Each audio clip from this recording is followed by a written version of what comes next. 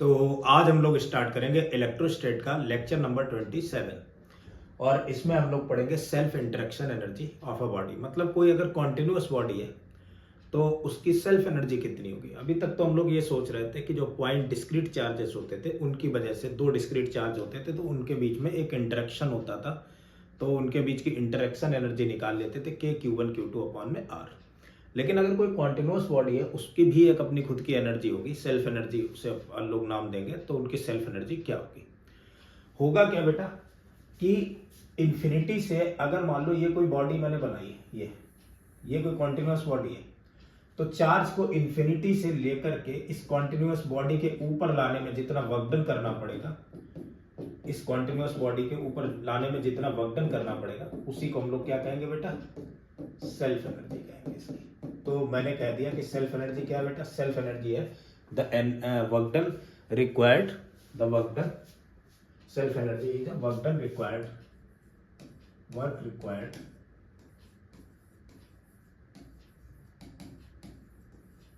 To bring a charge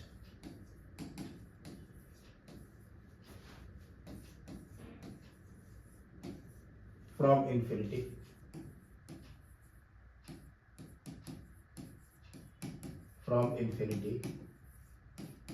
to the body। Body के ऊपर charge जो हम लोग जमा करेंगे जा करके उसमें जो वर्क डन रिक्वायर्ड होगा that is called the self energy. मैंने मान लिया इस बॉडी के ऊपर बेटा चार्ज कितना आया, Q चार्ज आया, और रेडियस इसकी कितनी है बेटा, R रेडियस है। अब ये मैंने कह दिया कंडक्टिंग बॉडी है, इसकी सरफेस के ऊपर केवल चार्ज आ जा रहा है। ये मैं निकाल रहा हूं सेल्फ एनर्जी ऑफ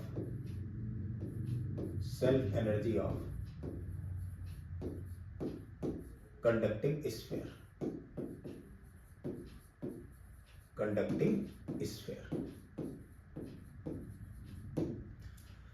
तो कंडक्टिंग स्फीयर की वजह से अगर सेल्फ एनर्जी बेटा कैलकुलेट करेंगे तो इसके सरफेस पर चार्ज आ जाएगा। मान लिया लेट से Q चार्ज आ गया, अब थोड़ी देर बाद फिर से तो Q चार्ज की वजह से यहाँ पर पोटेंशियल होगा, और फिर इन्फिनिटी से मैंने एक चार्ज को उठाया, छोटा सा चार्ज dQ, और उसके ऊपर इसकी एक लेयर ऐसे बना दी।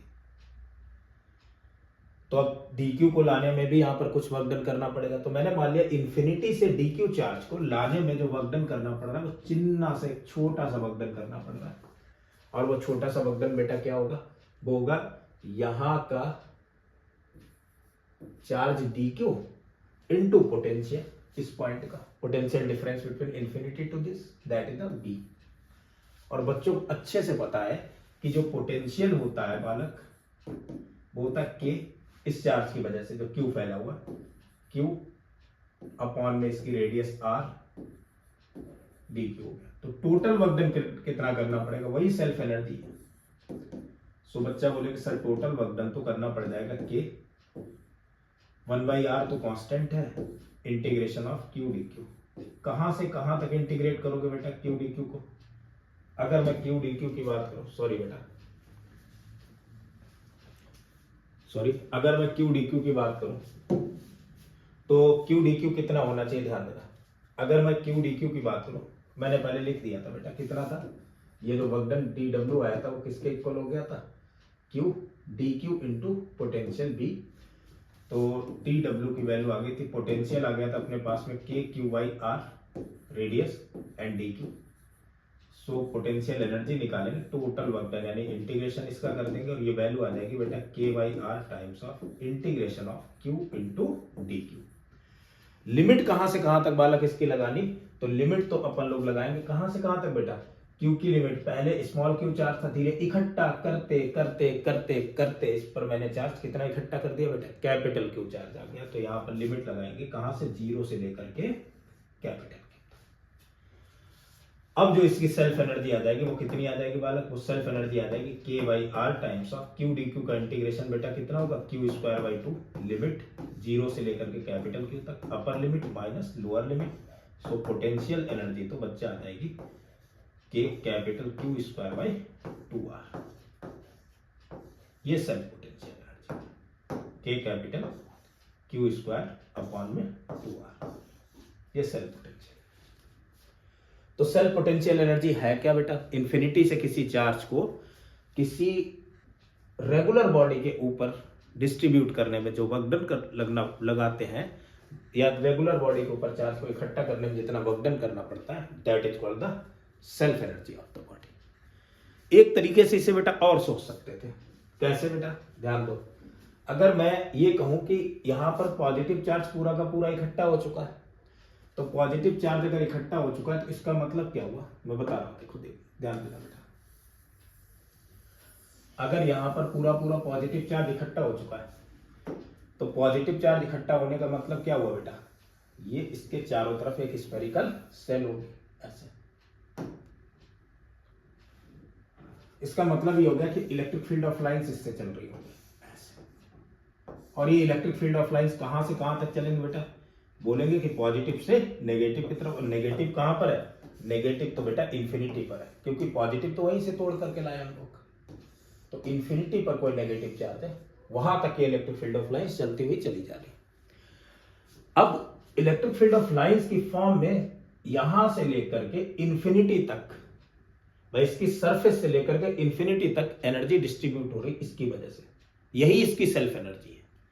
यानी इलेक्ट्रिक, इसकी जो एनर्जी है, इस बॉडी की जो एनर्जी है, वो कहां से, यहां से लेकर इसकी सरफेस से लेकर के इंफिनिटी तक इलेक्ट्रिक फील्ड ऑफ लाइंस की फॉर्म में डिस्ट्रीब्यूट हो रही, that is called the self energy. यानी पूरे रीजन में कहीं ना कहीं एनर्जी होगी। और अगर पूरे रीजन बेटा एनर्जी है तो उसे अपन लोग कैलकुलेट कर लेंगे। तो मैंने लेट से मान लिया कि इसके चारों तरफ एक स्फेरिकल सेल बना दो। भाई इसके चारों तरफ मैंने क्या बना दी, एक स्फेरिकल सेल बना दी, जिसकी डिस्टेंस इसके सेंटर से मैंने ले ली बेटा स्मॉल आर, ये। और इसकी विड्थ हो गई बेटा कितनी, डी आर। अब मैं कहूं इतने रीजन में, इतने वॉल्यूम में कितनी एनर्जी फैली हुई है, तो बच्चे बोले सर बड़ी आसान काम है। अपन लोगों ने कल एनर्जी डेंसिटी पढ़ी थी, तो energy density D U over D V की वैल्यू जो थी वो half epsilon naught times of E square थी। और अगर मैं यहां से सेंटर से आर डिस्टेंस पर इलेक्ट्रिक फील्ड निकालने में कामयाब हो जाऊं तो काम बन जाएगा। और बेटा इलेक्ट्रिक फील्ड निकालना है तो यहां पर बड़ा आसान काम है। इस पूरे चार्ज को पॉइंट चार्ज मानूंगा और इस पॉइंट पर इलेक्ट्रिक फील्ड कैलकुलेट कर दूंगा। Then D U over D B equal to हो जाएगा half epsilon naught electric field at this point is 1/4 pi epsilon naught, यानी मैं के लिख देता हूं उसकी जगह के। यहां पर जो चार्ज है वो कितना बेटा, कैपिटल क्यू अपॉन में यहां से यहां तक की डिस्टेंस बेटा आर स्क्वायर का होल स्क्वायर, ये बना। सो डी यू की वैल्यू आ गई कितनी, आगे वाला हाफ एप्सिलॉन नॉट के स्क्वायर क्यू स्क्वायर अपॉन में आर की पावर 4। और ये डीवी और लिखे दे रहा हूं मैं इस तरफ, डीवी मतलब इसका वॉल्यूम। अब इस स्फेरिकल सेल का अगर वॉल्यूम लिखने की बात आएगी तो बच्चा बोले सर ये तो बहुत सी छोटी बात है, इसका तो वॉल्यूम होना चाहिए K square Q square over R की पावर 4, और वॉल्यूम तो हो जाएगा 4 pi are square D R. यही तो होगा बेटा वॉल्यूम। यहां पर अगर देखेंगे तो 4 pi are square into d r, ये तो बात पता है। मैं एक काम करता हूँ, के स्क्वायर की वैल्यू पुट कर देता हूँ। सो के square is half epsilon not, के स्क्वायर क्या होगा बेटा 1/4 पाई एप्सिलॉन नॉट, स्क्वायर है तो 16 हो जाएगा इधर, 16 pi square epsilon naught square into Q square, एक आर स्क्वायर से आर स्क्वायर को उड़ा दिया। सॉरी बेटा ये आर की पावर 4 था तो यहाँ आर स्क्वायर बचेगा कैंसिल आउट होकर के, तो ये आर स्क्वायर हो गया 4 पाई डी आर। 4 पाई से तो 4 पाई कैंसिल, इधर 4 बचा। अब अगर इसकी बात करी जाए तो अपॉन में आर स्क्वायर ऊपर लेकर के जाएंगे तो आर की पावर क्या हो जाएगा बेटा -2, इसे इंटीग्रेट कर देंगे, क्या बनेगा, एक एप्सिलॉन नॉट से एप्सिलॉन नॉट भी कैंसिल, तो यहां बच गया 1/8 pi epsilon naught Q square integration of R की पावर -2 डी आर। बेटा आर की पावर -2 का इंटीग्रेशन क्या होगा, -2 + -1 पाई आर। तो लिमिट लगा देंगे वाला कितनी आ जाएगी, लिमिट अगर इसकी लगाएंगे तो ये बन जाएगा u = 1/8 pi epsilon naught Q square minus का 1/r। लिमिट कहां से कहां तक बेटा, कहां से चल रहे हैं, कैपिटल आर से लेकर के इंफिनिटी तक, तो आर टू इंफिनिटी। पहले अपर लिमिट, पहले तो अपर लिमिट कितनी हुई बालक, माइनस का 1/इंफिनिटी, minus minus plus lower limit 1/r, ये तो वैल्यू 0 हो गई, तो क्या बचा, तो सेल्फ एनर्जी या जो भी सेल्फ पोटेंशियल एनर्जी आई वो कितनी आ गई, Q² में 8πε0 टाइम्स ऑफ r। बच्चों को अच्छे से पता है 1/4πε0 होता है k, तो यानी सेल्फ एनर्जी तो आ जाएगी k Q² में 2r। ये बन गया, मेरे ख्याल से ये बात समझ में आ गई होगी। तो यानी कि हम सेल्फ एनर्जी को ऐसे भी बोल सकते हैं कि अगर किसी चार्ज को इंफिनिटी से उठा करके तो यहां तक लाने में जो वर्क डन करना पड़ रहा था वो सेल्फ एनर्जी थी, या इंफिनिटी तक इसकी वजह से, इसकी सेल्फ एनर्जी की वजह से इंफिनिटी तक जो इलेक्ट्रिक फील्ड ऑफ लाइंस चल रही होंगी वो पूरी की पूरी क्या हो रही है, रीजन में एक एनर्जी डिस्ट्रीब्यूट कर रही होंगी, एक एनर्जी स्टोर कर रही होंगी, that energy is also called self energy. इस बात को भी अपन लोग बोल सकते हैं। चलो अब आगे बढ़ते हैं बेटा, ध्यान दो। Next,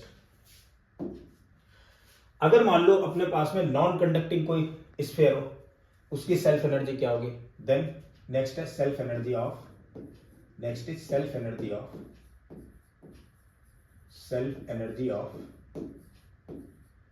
a non-conducting charged sphere।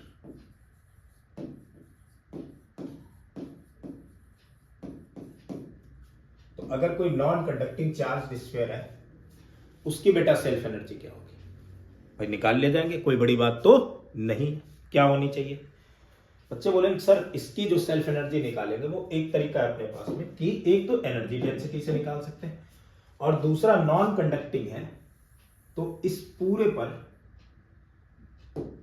पर बेटा चार्ज होगा,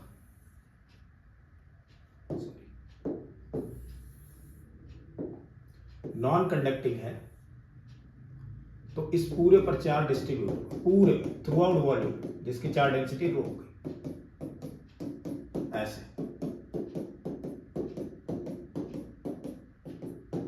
मान लो ये इसकी चार्ज डेंसिटी बेटा रो है and radius is capital R, ठीक है,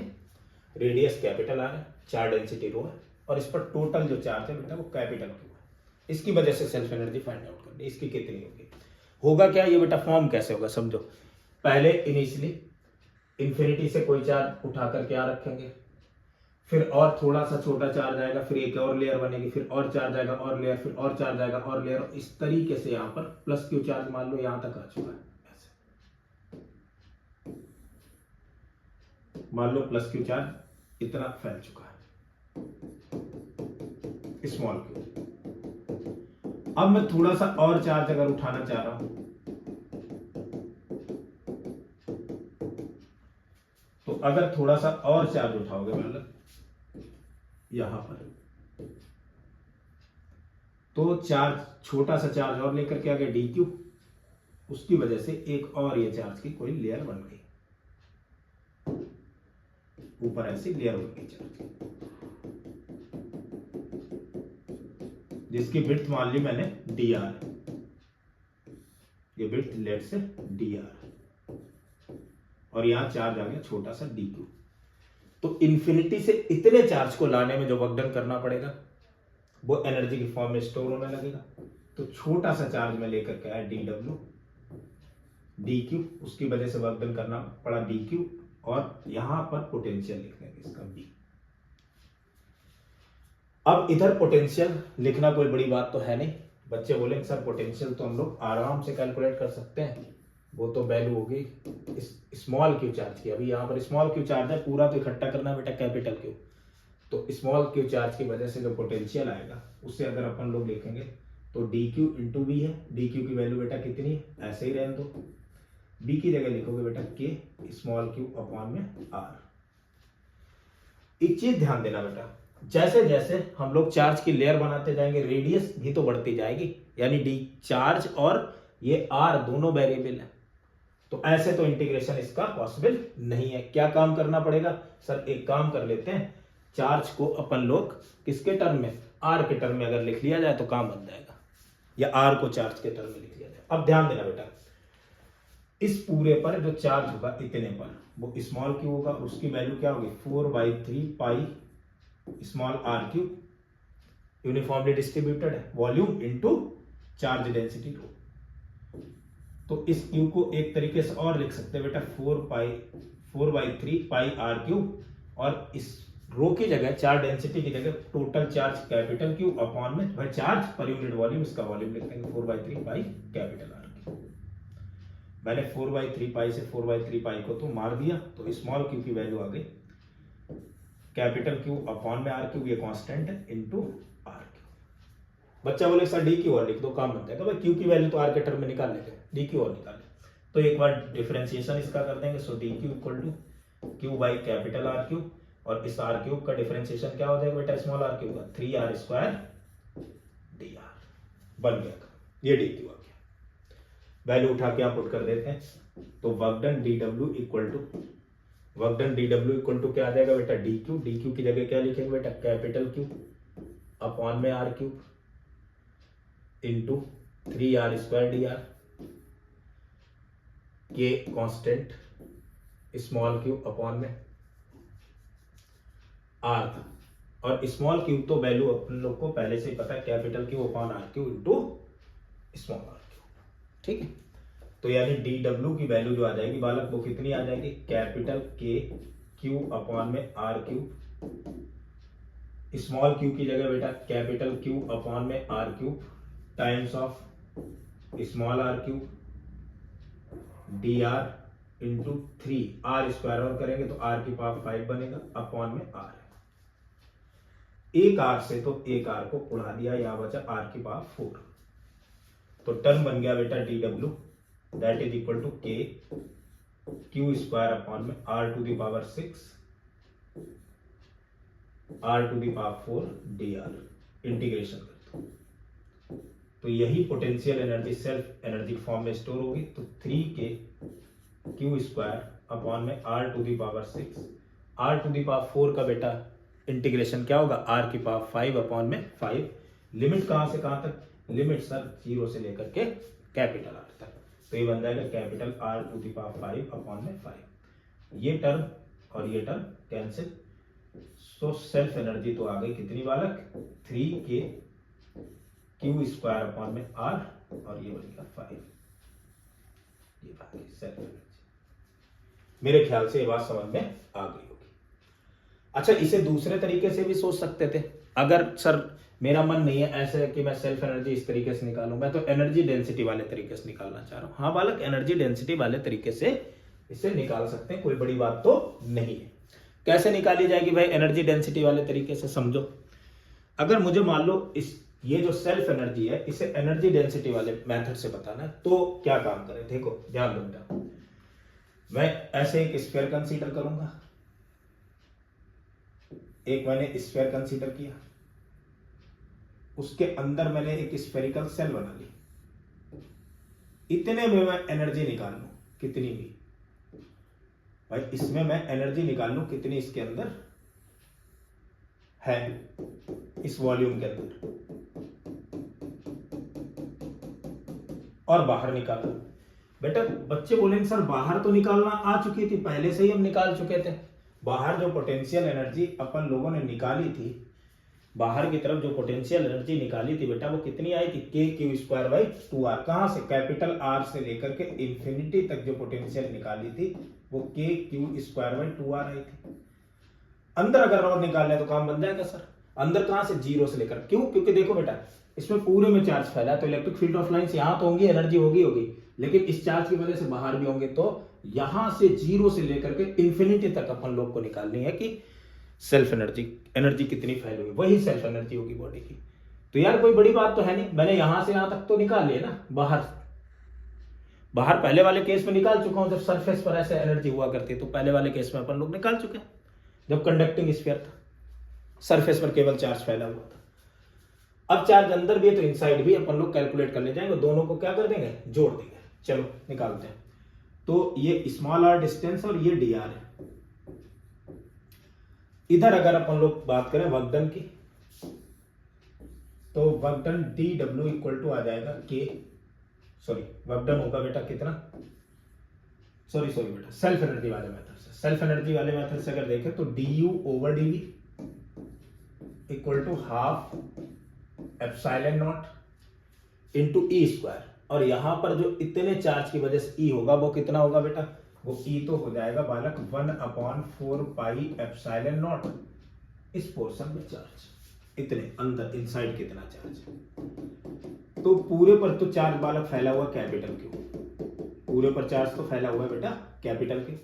इस पोर्शन पर चार्ज कितना होगा, यहाँ का वॉल्यूम इनटू चार्ज डेंसिटी, तो वॉल्यूम तो बेटा हो गया 4/3 pi r cube into charge density rho, upon में क्या होता था इलेक्ट्रिक फील्ड निकालते थे आर स्क्वायर, तो यहां से यहां तक का आर स्क्वायर का whole square. So D U की वैल्यू आ गई अपने पास में कितनी बेटा, हाफ एप्सिलॉन नॉट, स्क्वायर करेंगे बेटा कितना हो जाएगा, एक मिनट पहले ऐसे सॉल्व कर लेते हैं, 1/4 पाई एप्सिलॉन नॉट मैंने ऐसे ही लिखा, 4/3 पाई आर क्यूब भी मैंने ऐसे ही लिखा, डेंसिटी जो रो होगी वो चार्ज अपॉन में वॉल्यूम होगी, यानी चार्ज कितना है बेटा, पूरे पर जो फैला हुआ था कैपिटल क्यू अपॉन में वॉल्यूम बेटा 4/3 pi capital R cube into small R square का होल स्क्वायर, ये बन गया, इसमें कोई दिक्कत वाली बात तो है ही नहीं। अब समझो बेटा, सो डी यू, अच्छा डी बी और बचा बेटा इसका volume d V, so D U equal to आ जाएगा हाफ एप्सिलॉन नॉट, कुछ तो टर्म कैंसिल होंगे, कुछ तो लोग कहेंगे, लोगों का काम है कहना, आर स्क्वायर से आर कैंसिल, एक आर बचा, इनका स्क्वायर कर देते हैं, अगर इन टर्म का स्क्वायर करेंगे ध्यान देना बच्चा क्या बनेगा, 1/4 पाई एप्सिलॉन नॉट का हो जाएगा बेटा 16 pi square epsilon naught square Q square, R बचा है तो आर स्क्वायर अपॉन में आर की पावर 3 था तो आर की पावर 6 हो गया, और dv जो है उसकी जगह बेटा लिखेंगे 4 pi are square D are, क्योंकि मैं इतने का वॉल्यूम लिख रहा हूं, क्या होगा बेटा 4 pi are square times of d r. अब तो सर इंटीग्रेशन इसका कर सकते, तो इंटीग्रेट किया बेटा, यहाँ एनर्जी आ गई U, कैंसिल आउट करने वाले टर्म तो कुछ कैंसिल होंगे ही होंगे, 4 पाई से इस 4 पाई को कैंसिल करेंगे,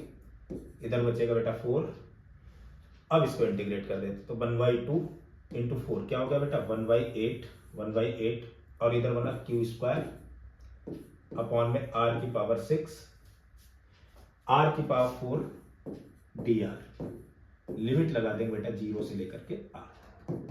तो ये बन गया Q square, sorry pi epsilon naught, और क्यू स्क्वायर अपॉन में 8 pi epsilon naught R to the power 6 R to the power 4 D R, बेटा क्या होगा आर की पावर 5/5, ये बचा, यानी कि मैं इसे ऐसे लिख सकता हूं क्यू स्क्वायर अपॉन में 4 pi epsilon naught R into 5 to the 10, ये बेटा 1/4 पाई एप्सिलॉन नॉट तो होता है के, तो ये जो पोटेंशियल एनर्जी आई है कहां से, 0 से लेकर के आर तक की जो आई है पोटेंशियल एनर्जी, जो बेटा 0 से आर तक की है पोटेंशियल एनर्जी, सॉरी मैं लिखे दे रहा हूं यहां पर बेटा 0 से लेकर के आर तक की पोटेंशियल एनर्जी आई है, वो कितनी आई, के क्यू स्क्वायर अपॉन 10r, और 0 से लेकर के आर से लेकर के इनफाइनाइट वाली कितनी आई थी बेटा, वो आ गई थी के क्यू स्क्वायर अपॉन में 2r, तो टोटल सेल्फ एनर्जी कितनी होनी चाहिए, दोनों को जोड़ देंगे, यानी कि 0 से r प्लस 0 से इनफाइनाइट, 0 से r प्लस r से इनफाइनाइट, तो टोटल पोटेंशियल एनर्जी हो जाएगी k q square by 2r plus k q square by 10r, LCM तो बेटा हो गया इसका कितना 10r, के क्यू स्क्वायर तो कॉमन हो गया, कितना हो जाएगा 5 और 1 6 आ गया, कैंसिल आउट करोगे 3 और इधर आ जाएगा 5, तो ये बन जाएगा 3/5 टाइम्स ऑफ के क्यू स्क्वायर बाई आर, मेरे ख्याल से यही तो आई थी पहले भी, तो इतनी बातें समझ में आ गई है। अब बेटा इससे रिलेटेड इक्के दुक्के न्यूमेरिकल जरा देखते हैं, अगर मान लो अपने पास में 2 स्फीयर है, एक है बेटा ऐसे करके चार्ज है इस पर क्यू, डिस्ट्रीब्यूटेड है पूरे पर, सॉलिड स्फीयर, इस पर चार्ज डिस्ट्रीब्यूटेड है क्यू,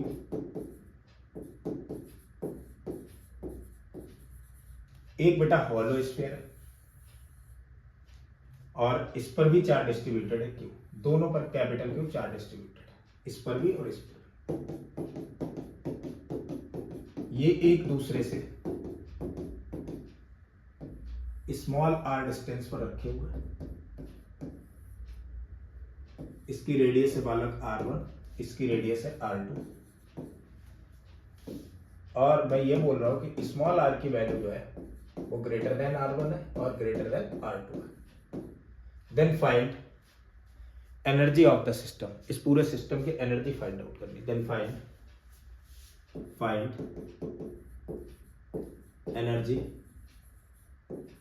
ऑफ द सिस्टम।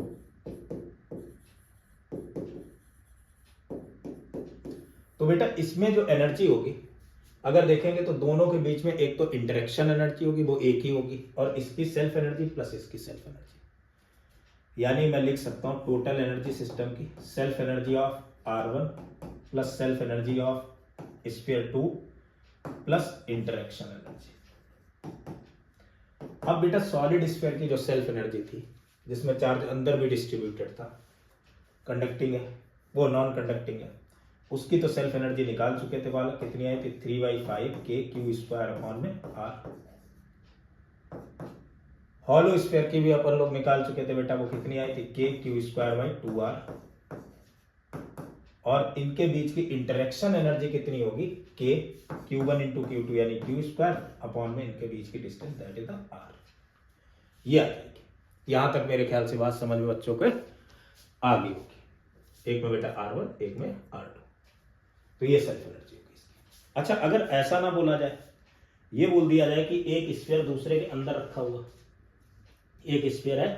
और दूसरी स्फेरिकल सेल है, कोई कंडक्टिंग स्फीयर है और कॉन्सेंट्रिक स्फेरिकल सेल है, तब उनकी सेल्फ एनर्जी कितनी होगी। लेट्स से ऐसे मान लो इस तरीके से बेटा एक कंडक्टिंग स्फीयर है, पहले स्फेरिकल सेल बना देता हूं मैं,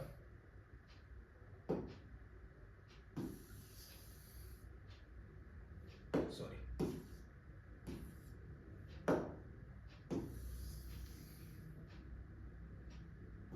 ये कोई स्फेरिकल सेल है, इसके अंदर एक कंडक्टिंग स्फीयर है, इस कंडक्टिंग स्फीयर के ऊपर जो चार्ज, इसकी रेडियस जो है बेटा वो R1 है और इस पर चार्ज है Q1, और इसकी जो रेडियस है बेटा वो R2 है और इस पर चार्ज है बेटा Q2। Then find potential energy, find total energy of system, total electrostatic energy इस पूरे सिस्टम की फाइंड आउट करनी है। कर लेंगे यार, कोई बहुत बड़ी बात तो नहीं है, कोई बहुत बड़ा टास्क नहीं बेटा। कैसे, ध्यान देना, अपन लोग एक काम करेंगे बेटा, पहले तो देखेंगे इसकी सेल्फ एनर्जी। अब सॉलिड कोई स्फीयर होता था बेटा, उसकी सेल्फ एनर्जी क्या होती थी, वो होती थी बेटा 3/5 के इसका चार्ज Q1 स्क्वायर अपॉन में radius R1 plus spherical shell है। अब स्फेरिकल सेल अगर है तो वो तो किसकी तरह बिहेव करेगी, हॉलो स्फीयर की तरह, तो उसकी भी सेल्फ एनर्जी होगी, वो कितनी हो जाएगी बेटा के, भाई पूरा तो सरफेस पर होगा चार्ज, और उसकी वजह से तो निकाल चुके थे ना बेटा के क्यू स्क्वायर बाई 2r, तो के क्यू स्क्वायर अपॉन में 2r2 प्लस इन दोनों के बीच में इंटरेक्शन एनर्जी, तो किसी एक की वजह से यहाँ पर पोटेंशियल निकाल लो, मैंने इसकी वजह से इधर पोटेंशियल निकाल लिया, चार्ज की वजह से कितना आ जाएगा के Q1 अपॉन में रेडियस कितनी लिखोगे बेटा R2 और दूसरे के चार्ज का मल्टीप्लाई यानी Q2। ये आ गई पूरे सिस्टम की एनर्जी कितनी होगी। नेक्स्ट देखते बालक, अगला जो टर्म है बेटा वो है कि अगर मुझे मान लो अंदर नॉन कंडक्टिंग स्फीयर दे रखा होता, अगर अंदर एक नॉन कंडक्टिंग स्फीयर दे रखा होता, उसकी वजह से सेल्फ एनर्जी निकालनी होती, तो क्या काम करते यार। ये भी कोई बड़ी बात तो नहीं थी, अपन लोग नॉन कंडक्टिंग की वजह से एनर्जी भी कैलकुलेट कर चुके थे और उसकी वजह से भी तो सारी चीजें कैलकुलेशन में ले आएंगे। बस पोटेंशियल एनर्जी जो कि इसका पोटेंशियल ऑन करना, हाँ वो भी से तब भी हो जाता। ठीक है, तो मेरे ख्याल से बच्चों को सेल्फ एनर्जी वाला कॉन्सेप्ट समझ में आ गया होगा। नेक्स्ट लेक्चर में बेटा अपन लोग डाइलेक्ट्रिक के बारे में पढ़ेंगे और पूरा डाइलेक्ट्रिक देखेंगे अच्छे से, उससे रिलेटेड कुछ न्यूमेरिकल्स करेंगे और उसके बाद अपन लोग बेटा अच्छे से पढ़ेंगे डाइलेक्ट्रिक के बाद में गॉस लॉ, जो कि अपना लास्ट टॉपिक होगा। सारे गॉस लॉ से रिलेटेड सारी चीजें कर लेंगे। लेकिन बच्चे एक चीज को ध्यान रखना है, अब से मैं एक सीरीज और स्टार्ट करूंगा। उस सीरीज में आपके जो भी चैप्टर चलता रहेगा उसके सारे 20 साल के एडवांस के PYQ, उसके बाद देन यूरोडोप की कुछ problems and then pathfinder olympiad level की प्रॉब्लम्स को अपन लोग सॉल्व करेंगे। ठीक है, तब तक के लिए धन्यवाद।